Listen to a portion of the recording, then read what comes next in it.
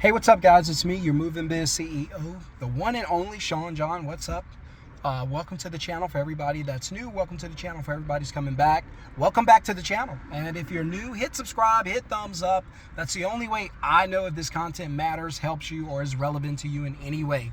So I'm sure, or at least I believe, that I'm giving you at least something good, at least one gem per video where you can take it, utilize it, and it's practical enough to where you can literally implant it into your business and see results ASAP. And that's all I want to do.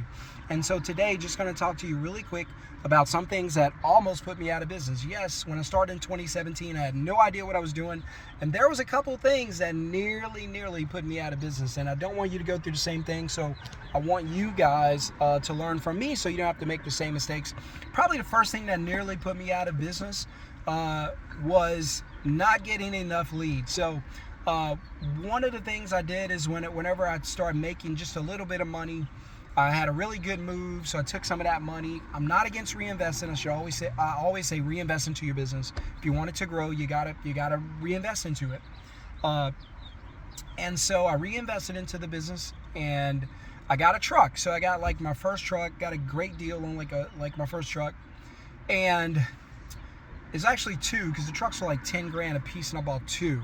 And they were really nice trucks. They were like old military trucks that guys sold to me, right? So I bought the trucks. They were really good trucks. And so I put all that money into the trucks, and then I realized the phone's not ringing. And so that's why I always say, that's where I get this crazy saying from, that if the wheels aren't turning, your pockets ain't burning. That means that you got to keep those wheels moving if you want to stay in business. And so I had days where my truck was not moving. And so I give some advice to a lot of you where you have the days where your truck's not moving, but you don't want to lose your crew. I get it. Here's what you should do. Pay your crew to wash the trucks. That's one way to keep them busy. Pay your crew to drive your vehicle around the city. Just doing nothing but going to busy intersections, driving your truck around so people can see your signs. Now, this does two things for you. This advertises your brand, and it pays your crew so you don't lose them, because once it get to like November or whatnot, moving tends to slow down. For my students, it does not slow down because I teach you how to make money year round. But for 90% of you, well, 99% of you are not my students. So for 99% of you that are not in the masterclass or haven't taken it, you don't know certain things that you could do to keep money, right? Keep money coming in. And so for a lot of you, it's slowing down now. In fact, if you're looking at your moving calendar going, man, we need some work, then you need to be in the masterclass and in the training that's coming up November 12th, next Sunday. And it's going to be about 3 hours, but it's going to be great. You don't want to miss it. You need to be in there. I'll put a link in the comment below. So not getting enough leads really put me in a bind because, again, I had these trucks, a lot of money invested, and I was not making money. I was not getting leads. I spent a lot of money, but nothing was coming back in. Not keeping your crew busy cost me some really good guys. And I hinted to that earlier, but if you cannot keep your crew busy, you're going to miss your crew. These guys are going to move on because they're not there for you. They're not there for the company. They bought into making a paycheck. And that's fair because most people do it. I've been there. I've done that. And so, but and I know that if you do not have the right guys, and by the way, I teach a really cool way to get your guys and have your guys invested into your brand. So I think it's really cool in my training.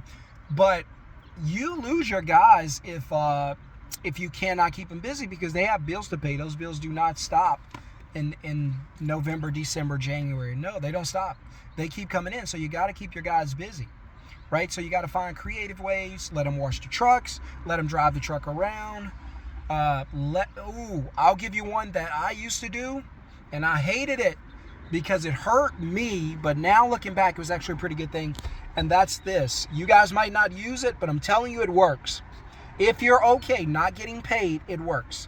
And there were some days where I didn't get paid. It hurt my heart. It still does today, because I like to get paid, but there were some days it was more important for me to make sure the guys got paid than for me to get paid. So what would happen? I would get jobs, and I would get customers on the line. They didn't want to pay what I was asking for, but I knew I needed my guys to be busy. So what would I do? I would break one of my laws, one of my principles. But this was early on. I would negotiate a rate that I thought was fair for my crew. And then if they would pay whatever, right, I'd be like, all right, I'll get this rate, which will cover the expenses for my truck, gas, fuel, whatever, and then enough to pay my guys. I won't charge you anything over that. Now, what did that do? That didn't help me because I didn't make any money, but it helped my crew to stay busy. So sometimes I had to bite the bullet just to keep my guys working so I didn't lose them. And I kept my guys because they knew I would always keep them busy even if I made nothing. All right, another thing I would do, I would go to my warm market, people I know, family and friends, and I would say, hey, who's going to be moving anytime soon? I'm going to be moving. Okay, perfect. I'm going to send my crew out to move you. Do not call a moving company. These guys are going to move you. All I need you to cover is their hourly rate and then pay for fuel in the truck and material. And they're like, bet, I'll do that, right? And so again, I'm not making any money, but my guys are working and they're making money, and that's what's important. If I got to go a couple months without bringing in any income through moving, that's why I say you can't just be a mover. You got to be everything else. But if I'm only, in moving like a lot of you guys are, because you don't know about the revenue wheel that I teach, where you got to have, I teach you to create at least 5 different streams of revenue for your business. I think it's mandatory for any successful business, especially in the service business like what you guys do. You got to be able to make money all the time.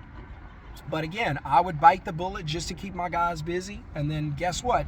February, March, April, when it starts picking up, my guys are still there because they know they come first and I'm going to take care of them. And this is the last point I'll make that almost, it'll get you in trouble. It got me in trouble a lot. Well, a couple things I can say really quickly. Paying guys each day. I know you guys are starting out, but if you do that, your guys are out. Most of your guys are out there just for a paycheck. I don't care what they say. We all are. And if you pay them daily, they may not come back tomorrow. So set up a weekly or something. Pay these guys on a Monday so that you can have them over the weekend. If you pay these guys on a Friday, you probably won't see them for the weekend. Pay them on a Monday so that they'll be working for the weekend to make that paycheck bigger. That's a big point. Keep your guys busy, even if you have to take the bullet. And another big point is this, and this will hurt your business if you don't do this. Let your guys know that you always have their back. Even if they're wrong, then there's a way to go about doing it professionally. You address the matter, the situation, but in front of the customer, always have your crew's back. That doesn't mean you have to blame the customer or blame the crew. I teach you guys never to apologize, never to accept responsibility. There's a way to talk. There's language that you can use that says, yes, I'm sorry, yes, it's our fault, without saying that. Now let's work on how to fix it. Because I'm not problem-based, I'm solution-based. Okay, I know enough about the problem. Let's get to the fixing part. Right? Because the faster you can fix and resolve a situation, the faster you can be done with it. So anyway, I probably gave you 3 to 5 tips. I don't know.